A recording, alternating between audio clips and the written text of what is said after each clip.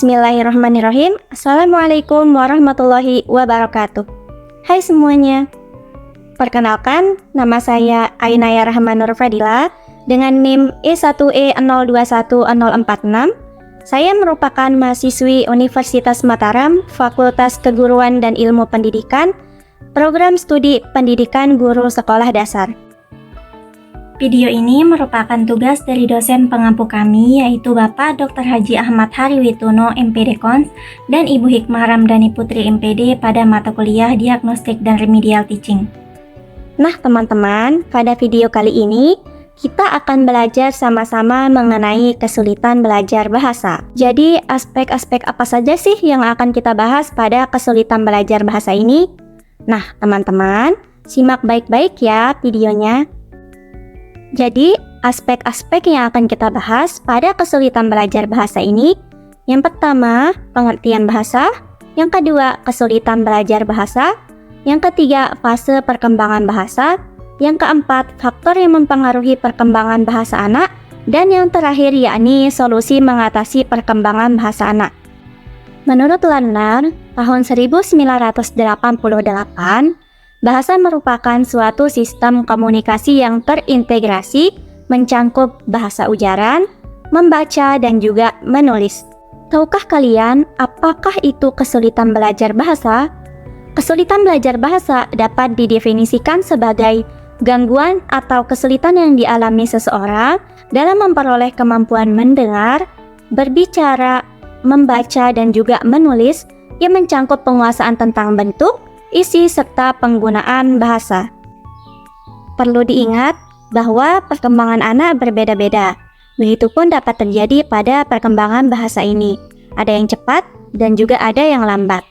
Adapun fase perkembangan bahasa anak, menurut Skerlekan tahun 1977 ada 4 fase. Yang pertama, fase pralinguistik pada usia 0 sampai dengan 11 bulan. Yang kedua, fase linguistik pada usia 1 sampai dengan 3 tahun. Yang ketiga, fase diferensiasi pada usia 3 sampai dengan 5 tahun. Dan yang terakhir yakni fase menjelang sekolah, kurang lebih pada usia lebih dari 5 tahun. Fase yang pertama yakni fase pralinguistik pada usia 0 sampai dengan 11 bulan. Di sini, anak belum memiliki bahasa. Artinya, ia belum mampu menggunakan bahasa formal seperti yang kita gunakan sehari-hari. Sehingga yang mereka lakukan adalah seperti menangis, berkomunikasi melalui bunyi ataupun suara, serta melakukan babbling seperti mengucapkan ma, ba. Dan itu pun dia mencampur adukan dengan bunyi-bunyi yang tidak kita pahami dan terus-menerus. Fase kedua yakni fase linguistik pada usia 1 sampai dengan 3 tahun. Di fase ini ada beberapa tahap. Yang pertama, tahap 1 kata. Pada tahap ini, anak yang berusia sekitar 15 bulan sudah mampu menguasai kosakata-kosakata yang sering didengarkan maupun dilihat dalam kehidupan sehari-hari, dan juga sudah mampu menyebutkan kosakata-kosakata dengan jelas seperti mama, papa, baju, maem, dan sebagainya. Tahap kedua yakni tahap 2 kata. Pada fase ini, anak sudah mampu menyebutkan kata-kata adjektif yang sering didengar ataupun dilihatnya, walaupun belum banyak, misalnya baju bagus, ibu cantik, atau sebuah pertanyaan mendasar yang singkat, contohnya ibu di mana, bapak di mana, dan lain-lain. Kemudian, tahap yang ketiga yakni tahap kalimat beberapa kata. Pada tahap ini, anak mampu menyusun kata-kata menjadi sebuah kalimat, contohnya mama maem nasi, aku suka pisang, dan lain sebagainya. Fase yang ketiga yakni fase diferensiasi pada usia 3 sampai dengan 5 tahun. Anak terampil dalam mengadakan diferensiasi dalam penggunaan kata-kata dan kalimat. Perbendaharaan kata sedikit demi sedikit mulai berkembang, karena seringnya interaksi dengan orang dewasa ataupun dengan teman-teman, sehingga ia mendapatkan kosakata baru. Anak juga sudah mampu membedakan yang mana kata kerja, kata ganti, kata benda, ataupun kata sifat, sehingga ia mulai menambahkan kata-kata tersebut ke dalam kalimat yang ia utarakan. Contohnya, adik mau belanja ke warung, atau bapak mencuci mobil di depan rumah. Nah, fase yang kelima yakni fase menjelang sekolah pada usia kurang lebih 5 tahun ke atas. anak sudah mampu berkomunikasi dengan orang dewasa secara lebih efektif dan mampu menyusun beberapa kalimat menjadi sebuah cerita dengan menggunakan struktur yang sesuai. Biasanya, anak pada usia ini sudah mulai mampu bercerita, misalnya menceritakan apa yang terjadi di sekolah dan lain-lain. Adapun faktor-faktor yang mempengaruhi perkembangan bahasa pada anak ini sebenarnya banyak sekali. Namun, menurut Yusi Riksa dalam Mendison tahun 2019, perkembangan bahasa dipengaruhi oleh beberapa faktor. Yang pertama yakni kesehatan. Kesehatan ini mencangkup kesehatan fisika atau daya kerja otak yang kurang. Misalnya, anak pada usia 2 tahun pertamanya mengalami sakit yang terus-menerus, maka anak tersebut cenderung akan mengalami kelambatan atau kesulitan dalam perkembangan bahasanya. Karena hal ini dapat mempengaruhi daya kerja otak, dan daya kerja otak tersebut akan mempengaruhi kemampuan dalam memperoleh informasi. Salah satunya ya kemampuan perkembangan bahasa menjadi lamban dibandingkan dengan anak seusianya. Oleh karena itu, untuk memelihara perkembangan bahasa anak secara normal, orang tua ataupun orang dewasa perlu memperhatikan kondisi kesehatan anak dengan memberikan asupan gizi yang baik, menjaga kebersihan tubuh anak, serta mengontrol kesehatan anak ke dokter spesialis baik itu di rumah ataupun di puskesmas. Yang kedua yakni intelijensi. Intelijensi atau kognisi ini saling mempengaruhi dengan kemampuan berbahasa. Dan tentu saja, banyak penelitian menyebutkan bahwa salah satu indikator yang dapat kita jadikan acuan apakah anak itu memiliki kemampuan berpikir yang baik atau tidak, atau intelijensi yang tinggi atau tidak itu adalah dari kemampuan berbahasanya. Jadi, semakin baik kemampuan berbahasanya, maka semakin baik pula intelijensinya.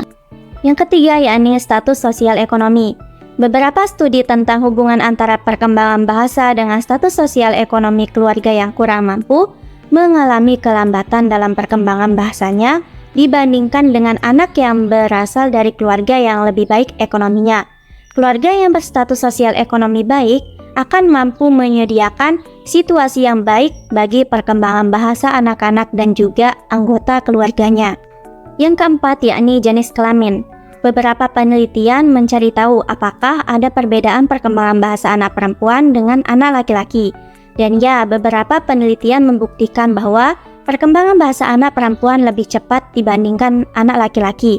Hal ini bisa disebabkan karena otak bayi perempuan yang baru lahir lebih berkembang di bagian yang mengatur kemampuan bicara dan juga bahasanya. Namun, perlu diingat bahwa perbedaan jenis kelamin tidak sepenuhnya menjadi patokan perkembangan anak.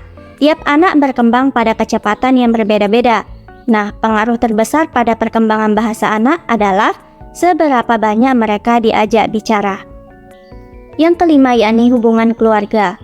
Hubungan ini dimaknai sebagai proses pengalaman berinteraksi dan berkomunikasi dengan lingkungan keluarga, terutama dengan orang tua yang mengajar, melatih, dan juga memberikan contoh berbahasa kepada anak. Hubungan yang sehat antara orang tua dengan anak penuh perhatian dan kasih sayang dari orang tuanya akan memfasilitasi perkembangan bahasa pada anak. Yang keenam yakni akses komunikasi. Nah, semakin banyak kita itu terbuka dengan lingkungan, berinteraksi sosial misalnya, maka semakin banyak pula kosakata-kosakata yang kita dapat, serta hal ini pula mendorong kemampuan berbahasa anak menjadi lebih berkembang dengan optimal. Adapun solusi untuk mengatasi permasalahan kesulitan bahasa, yang pertama yakni ajak berbicara. Rutin berbicara pada anak merupakan salah satu terapi yang bisa kita terapkan untuk menghilangkan gangguan perkembangan bahasa. Mengajak ngobrol anak setiap hari misalnya, agar anak itu memiliki keberanian untuk berbicara. Yang kedua yakni bernyanyi. Bernyanyi ini merupakan salah satu kegiatan yang disukai anak-anak. Meskipun anak belum bisa berbicara, namun dengan mengajak anak bernyanyi bisa mencegah terjadinya gangguan bahasa. Selain itu, bernyanyi juga bisa menambah kosakata baru dan bisa mengasah kemampuan anak untuk menghafal kata melalui nyanyian. Yang ketiga yakni ulangi kata yang anak pelajari. Mengulang kata bisa menjadi alternatif mengatasi gangguan berbahasa pada anak. Misalnya, anak baru bisa mengatakan makan atau minum, maka ulangi sekali lagi kata yang mereka ucapkan untuk memastikan mengenai usaha mereka. Secara tidak langsung, hal seperti ini menjadi metode asesmen dalam psikologi anak untuk bisa belajar dan terbiasa diuji. Yang keempat yakni bacakan buku cerita. Penyebab masalah perkembangan bahasa bisa dicegah dan diatasi dengan rutin membacakan buku cerita pada anak. Usahakan membacakan buku cerita minimal 1 kali dalam sehari. Misalnya saat anak menjelang tidur, rutin membacakan buku cerita bisa menambah kosakata baru pada anak. Yang kelima yakni permainan. Bermain bisa menjadi salah satu cara yang tepat untuk mencegah dan mengatasi gangguan perkembangan bahasa pada anak. Kita bisa mengajak anak melakukan permainan yang bisa mengasah kemampuan anak. Misalnya, mengajak anak menebak benda yang ada di sekitar. Caranya dengan menunjuk benda tersebut, lalu anak akan menebak nama benda tersebut. Yang keenam yakni pemeriksaan rutin.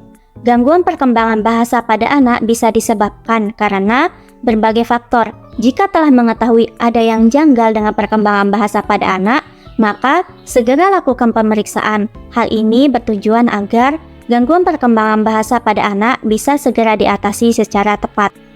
Nah, teman-teman, tadi telah dibahas ya tentang kesulitan belajar bahasa, baik itu dari pengertiannya, fase, faktor, serta solusi perkembangan bahasa anak. Semoga saja video ini bermanfaat ya bagi teman-teman semua. Sekian, terima kasih.